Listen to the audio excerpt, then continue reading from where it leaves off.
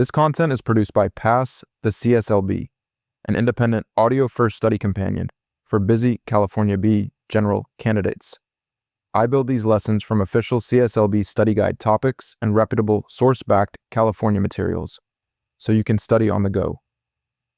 This is exam prep reinforcement, not legal, professional, engineering, or job-specific advice. Exam content is set by PSI and the CSLB and may change, so always verify current requirements against official CSLB materials. No exam outcome is guaranteed. Now let's get into it. The most important distinction in this lesson is simple. Ground fault protection watches where current goes. Arc fault protection watches how current behaves. One is looking for current leaving its intended path. The other is looking for the electrical signature of dangerous arcing. A standard circuit breaker does neither job in the same way. It mainly protects the branch circuit conductors from overload and short circuit current. That difference is the center of the whole subject.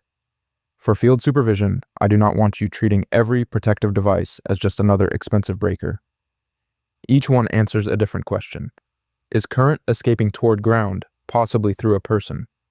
Is damaged wiring producing an arcing pattern that can start a fire? Is an exterior receptacle still protected from weather while a cord is plugged in? When I keep those questions separate, the code locations and the inspection choices become much easier to organize. A ground fault circuit interrupter compares the current leaving on the ungrounded conductor with the current returning on the grounded conductor. Under normal operation, those amounts should balance. When some current takes another path, the device sees the difference.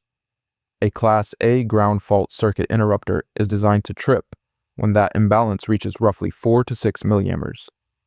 That is a tiny amount compared with the rating of a standard 15 or 20 ampere branch circuit breaker. This is why the standard breaker is not a substitute for personnel protection. The standard breaker is watching for a much larger overcurrent condition. The ground fault circuit interrupter is watching for a small imbalance that can indicate current is traveling where it should not. An arc fault circuit interrupter is looking for something else.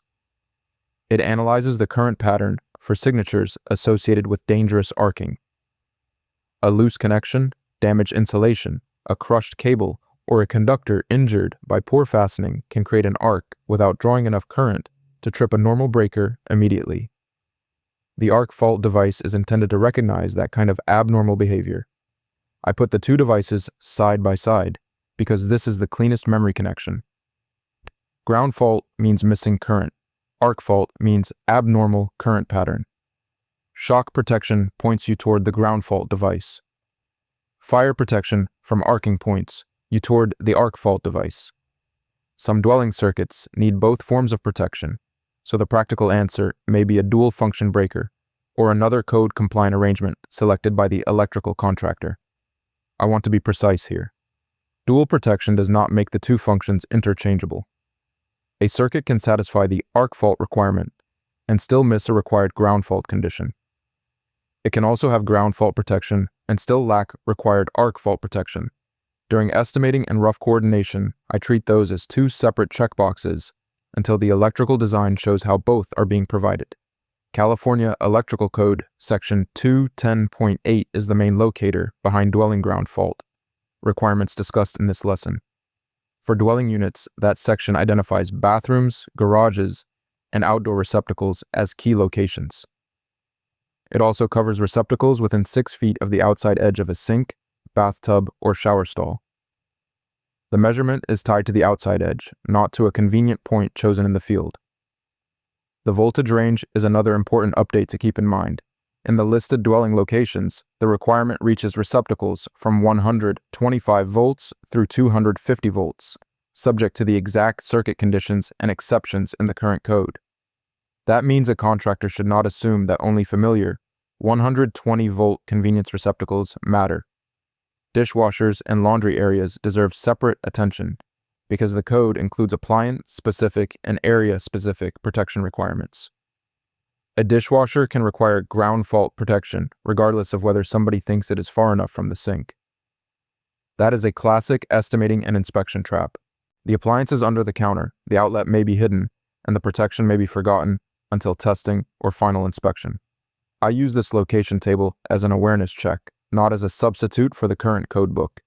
Bathrooms, garages, outdoors, the 6-foot zone around sinks and bathing fixtures, dishwashers, and laundry areas should all trigger a deliberate ground fault review.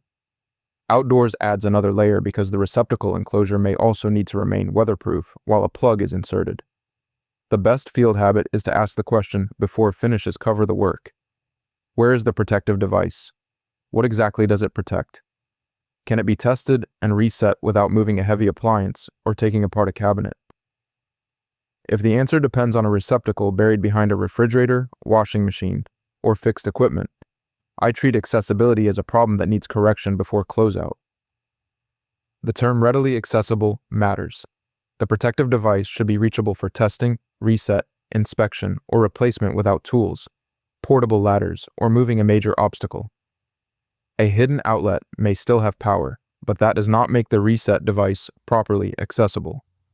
In many projects, panel-based protection simplifies that issue, but the licensed electrical contractor must choose the compliant method for the actual circuit. California Electrical Code, Section 2, 10.12 addresses arc fault protection. That section covers 120-volt, single-phase, 15 and 20 ampere branch circuits supplying outlets or devices in kitchens, living rooms, bedrooms, hallways, and laundry areas. It also describes other common dwelling spaces such as dining rooms, family rooms, closets, dens, and similar living areas. The word outlet is broader than a wall receptacle. It can include a point where current is taken to supply lighting, equipment, or an alarm device. That matters because a contractor who only scans the wall plugs can miss lighting and other connected outlets on the same branch circuit. The outdated memory trap is thinking arc fault. Protection belongs only in bedrooms. That may reflect an older stage of code development, but it is not a sound way to supervise a current dwelling project. I want you to think in terms of modern living area branch circuits and then verify the exact current California requirement in any local amendment. During a remodel, changes to an existing branch circuit can trigger current protection requirements. The exact treatment depends on the work, the code edition, listed devices, and the authority having jurisdiction. I do not want you memorizing an unsupported shortcut, such as every small extension always requires the same correction. I want you recognizing the issue early enough for the electrical contractor and building department to resolve it before drywall and finish work lock in the layout. Wet location protection is not solved by installing a ground fault device and stopping there. California Electrical Code Section 406.9 addresses physical weather protection for receptacles. In a wet location, the enclosure must remain weatherproof even while the attachment plug is inserted. The wet location enclosure for this condition is identified as extra duty. Picture an exterior receptacle serving holiday lighting, a pressure washer, or a patio appliance. A flat cover may protect the face when nothing is plugged in. Once the cord is inserted, that cover may no longer close. The extra duty while in use enclosure keeps the receptacle covered during actual use. That is a separate layer from ground fault protection. One layer interrupts escaping current. The other limits direct exposure of the energized connection to rain or irrigation. Bathing areas also have a placement restriction. The code describes a zone extending 3 feet horizontally and 8 feet vertically from the top of a bathtub rim or shower threshold where receptacles are prohibited. I would verify the exact geometry against the current adopted code and the approved layout, especially around freestanding tubs, large mirrors, towel equipment, and custom cabinetry. Tamper-resistant receptacles are another device selection issue. California Electrical Code Section 406.12 requires listed tamper-resistant construction for new and replaced 120-volt, 15 and 20 ampere dwelling receptacles covered by the rule. Ground fault, arc fault, weather resistance, and tamper resistance are different characteristics. A single location may involve more than one of them. Temporary power brings the same principles into a rougher environment. California Code of Regulations. Title 8, Section 2405.4 requires personnel protection for temporary construction power. That rule covers 120-volt, 15 and 20 ampere receptacles that are not part of the permanent wiring and requires approved ground fault protection. That rule should change how the site is set up, not just how the paperwork is written after an incident. Temporary poles, spider boxes, cord sets, generators, extension cords, and portable tools create changing conditions. Cords cross wet soil, framing, debris, and vehicle paths. Connections are unplugged and moved repeatedly. A device that was fine in the morning can be damaged by the afternoon. The source also recognizes an assured equipment grounding conductor program as an alternative or supplemental method when its requirements are satisfied. This is not the same as telling workers to look at the cords once in a while. The program requires a written description kept on site, a designated competent person, daily visual inspections for defects, and continuity and terminal attachment testing at intervals that do not exceed 3 months. I put those two approaches in a comparison table because the administrative difference matters. Ground fault protection is device-based personnel protection at the receptacle or supply point. An assured grounding program is a managed system of inspection, testing, records, and responsible supervision. A contractor cannot claim the second method while skipping the program that makes it valid. Suppose a crew is using a temporary 120-volt receptacle through a long extension cord.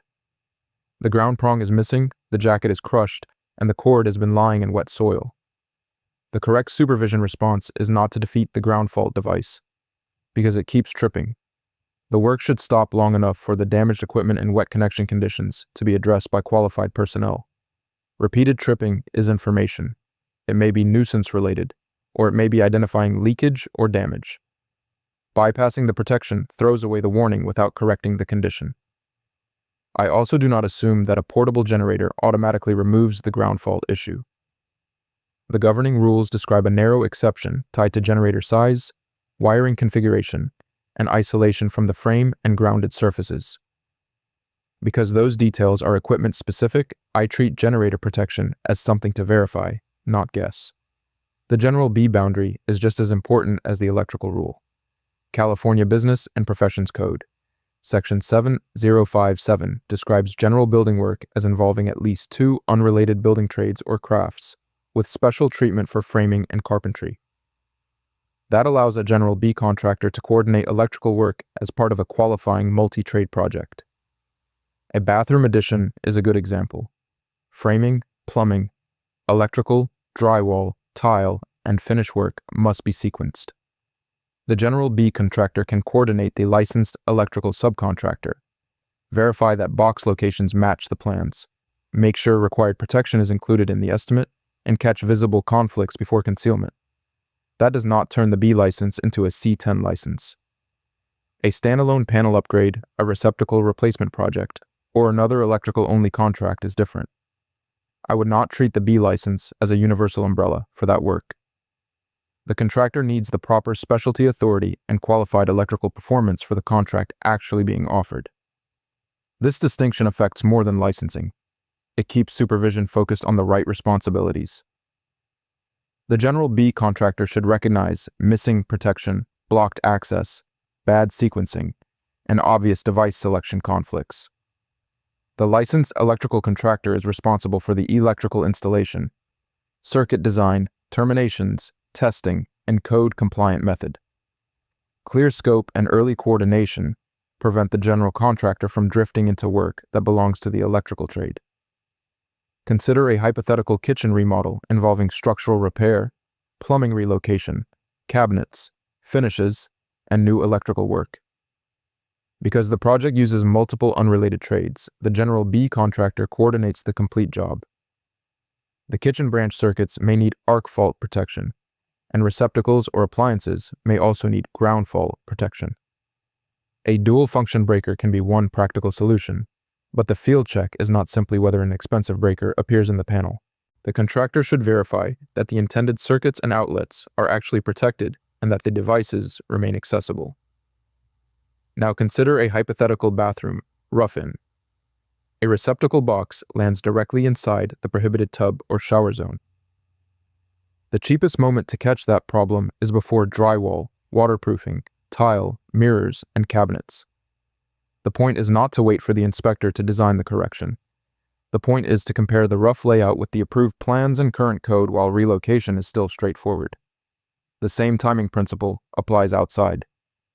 The electrician may install a ground fault, protected receptacle, but the exterior finish crew may later substitute a shallow cover that cannot close around an inserted cord. The electrical protection is only part of the final condition. The enclosure, mounting, sealing, accessibility, and listing all need to survive the handoff between trades. I use a simple closeout check. First, identify the hazard category: shock, arcing, weather exposure, or child access. Second, identify the protection expected for that category. Third, confirm the final installed condition, not just the rough intention. Fourth, test and document through the proper trade and inspection process. That sequence keeps supervision practical without pretending the general B contractor is personally performing specialized electrical work. Here's the memory connection I want you to carry away. Ground fault protection follows missing current. Arc fault protection follows abnormal current behavior. Wet location protection follows the physical exposure of the connection. Tamper resistance follows the receptacle construction. Temporary power adds job site controls and inspection discipline. Scope of practice determines who may contract for and perform the work. Based on the published CSLB study outline, electrical coordination and personnel safety fall within testable material for the general B candidate. The useful skill is not guessing a question. It is recognizing the protection issue early enough to estimate it, sequence it, inspect it, and send the correct trade back before the work is concealed. There is an audio practice quiz for this specific episode and this exact material. I made it audio-based with each question read aloud and each answer selected by tapping, because I know you may be studying while driving, working, or moving between jobs. Go to the description below this video. You will see a link that says Pass the CSLB. Tap it. It will take you straight there. Comment below with any questions about ground fault protection, arc fault protection, wet locations, temporary power, or the general B scope. I read those questions and they help me see where another explanation may be useful. Subscribe so I can help you stay on track through every episode until you get your license. I want this process to feel manageable, one clear field decision at a time.